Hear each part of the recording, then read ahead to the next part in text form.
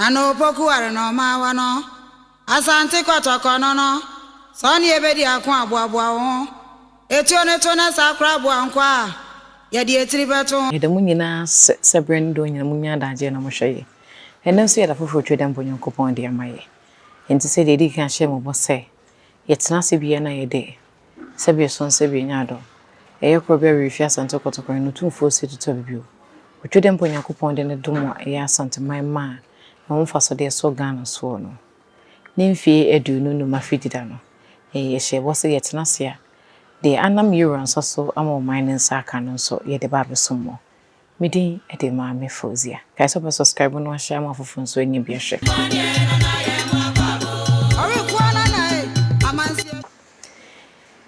ebra ye euro sante hini ebe foro abenwa wo afia pema hankunu edi okununkunu mu 1999 mu no na Ghana ye kokase edi yanim meche eye 2000 elections no edi ntina na ema na ye kokase free say eye omampani that flight lieutenant region Rawllings ebedi ade no for the soldier aban ne de bae obetina so sabre na PNDC or the PNDC di so edu 1992 eno modane mane be democrat modane PNDC eye soldier aban no e mane be Democratic Party eye National Democratic Congress so e bae into 1982 1996 na eye NDC amanyoko ne di so into 2000 mo eye omampani dada John Kuffour ene omampani dada flight lieutenant John Rawllings edbc ne kame ese Ghana abre Ghana de hye abre se yehia ensesaye abato no ekọ na wieye no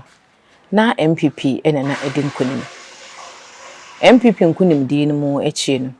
enum say na eye omampani dada flight lieutenant John Rawllings odi soja aban ebedi ade na afi wod echiri wodane ne nsama ema ne beye Democratic Party no na nsusuye ne nema mu na osusu sesebe so sebe nyado ne nema bi anhyeda ankoyi enu ntu no museso oja atumi mu a sebe so sebe nyado emra no no ebedi na sabre ntu otweda mbonyankopon so ede krobia refi asante kotoko hene amma Ghana wanama santeman so aba enu ntu won nsa kontonkremu no ene wo hwe esiesie omampani dada Kuffour ene omampani dada Rawllings entemu a enam so emo exchange power a smooth and peaceful way a menu mienu yante kume yante jame ewo memo 2020 ena afei nso so no ebra omampani Kuffour ebetena so se omampani no oba obehu se sebe na nema se kakra enu nto okọ hepek no na oye nhyehyɛ bi a oye na dwen so wo free hipik mu ebere so wo free hipik mu na ema esi achi no krobia refi asante kotoko hene eno odane nani e de kyereye enti mo mien kotie de yera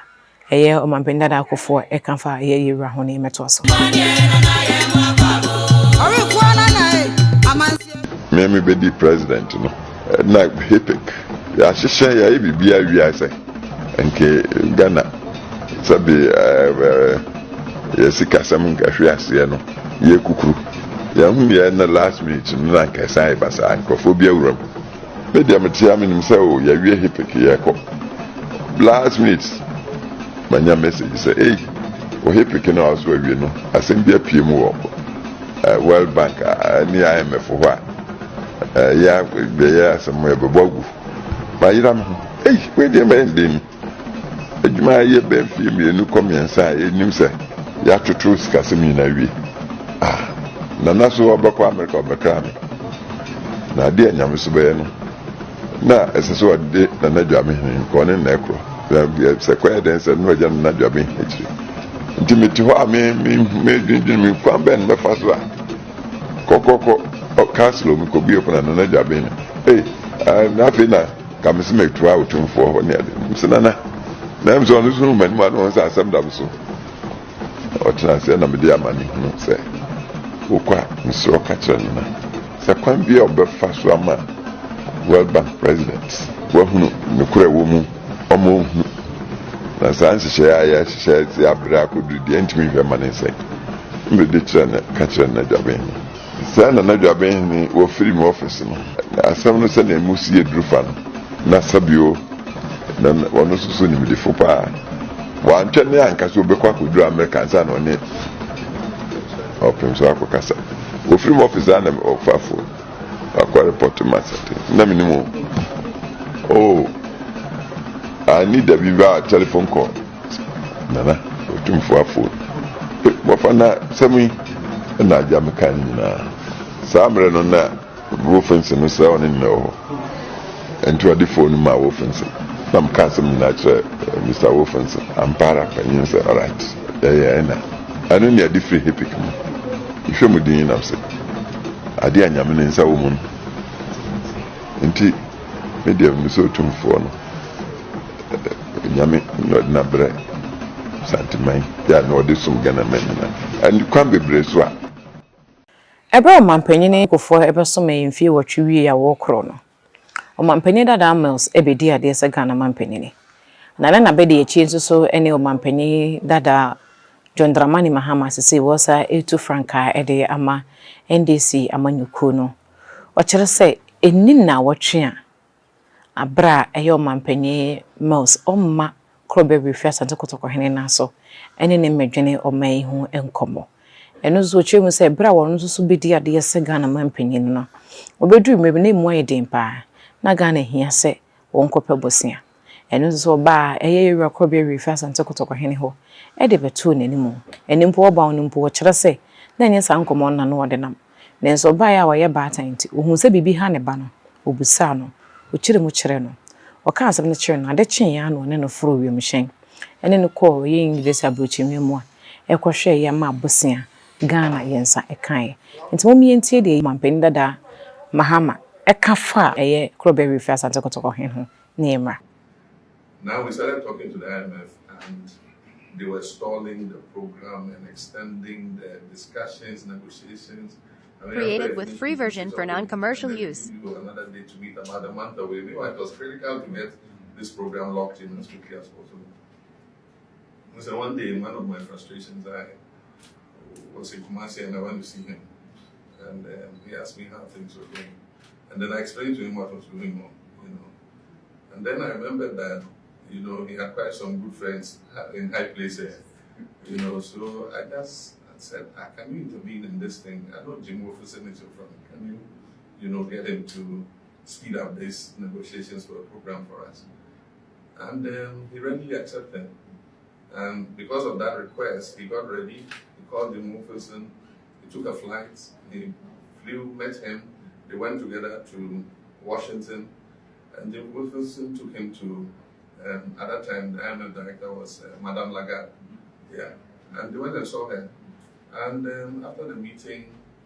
in a short space of time, things changed. And then suddenly... Created with free version for non-commercial use.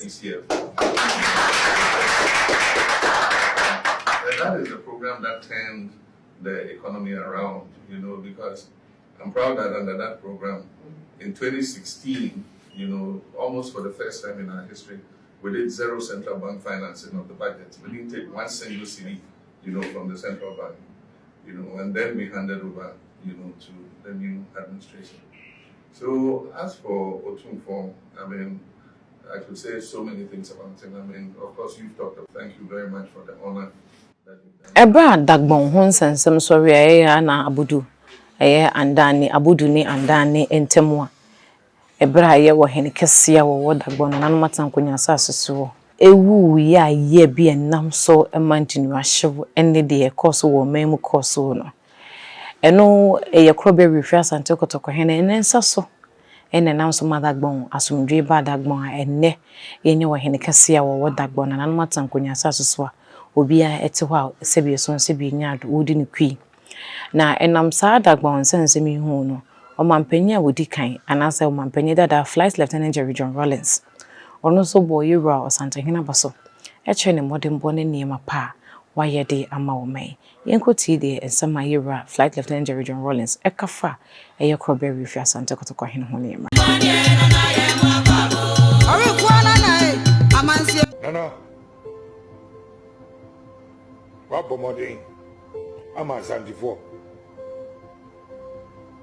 I'm a Ghana for,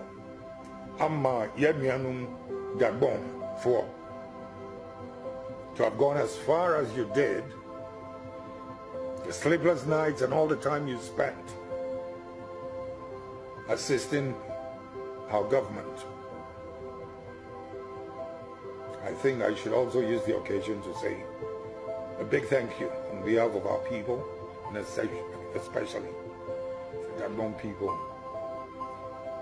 for the effort the president has also put in. He's brought about peace. Nasa se ye hwe omaimu a eye sese nsuso no eye krobe refia sante kotokon de yekoso ewo boko ne mpotemu nsuso esanse wo ye japa wabade ama Ghana ni mo na masantaman so baaye no wabaye nhira pa ne papa e de ama obi e nti no eye boko ensensem no nsuso no eye o mampanyini ene mpanyimfo asa sebe so sebe nya do ma babesre no se wonhwe no won kama asomdwe nyeden emra enu ntese ye hwe wo maimu a yesika semu ye pepepe yom yasomdwe mu a enneminu mie ne yewubi na enneminu mie ne yetimi ekoba ma yedwumedi nyina koso wano na ekire achede pe otwede mponyankopon de na maya eye krobia refi asante kotoko hene enam ne nsaso ma yensaka 2000 na Ghana ne yenyina yie no o masomdwe baaye e ma yegina yie o mampanyi Kuffour baaye no mampanyi Kuffour nso so ko hepik a yede yesika nyina a che yen obeso ofri hepik no ehwo hyehye ne mu ayedene o ma ayo Otumfour ne be mu ema otiyetimi free hepik mu ebra wo mampanyi Mahama nso so bedi ade na eno so ne mankoyie no opebosia efri IMF no yero santa hene ene no koya onkohwe bibia ma bibia totoyi o mampanyi aye nana Kuffour ado abreso nso so no e modern bone ne ma hodo ma aye yewrade agu akwema na so waye de aba o man no e bro adrene ntiase so ebra yero santa hene ekọ Memphis no ena afenso okọ ye Trinidad and Montenegro no oba no okolobi for scholarship no so bae no obeja edwuma na de ma aye scholarship scheme aye National Scholarship Secretariat emo mo so tu ho anamo emma sika efi aye Memphis ena afi Trinidad aba memu for every year aye scholarship scheme no eye ade e boro adwene ne ntiase so ento na che se otwede mponyankopon ache ya chede pa eye krobia refi asante kotoko hene wonoma asante man so aba eno nti de yeka ne se eye ni mfie aduonu num afidida no ye kasa wo hene pa ejapa onkoso asante man koso ena Ghana so enkoso ye bekoso a de niam pa wo hene aye e woni mfie aduonu num afidida mo no ye de nyina baba besomo midi e de maame fozia otwede mponyankopon ya adoma yibihia makram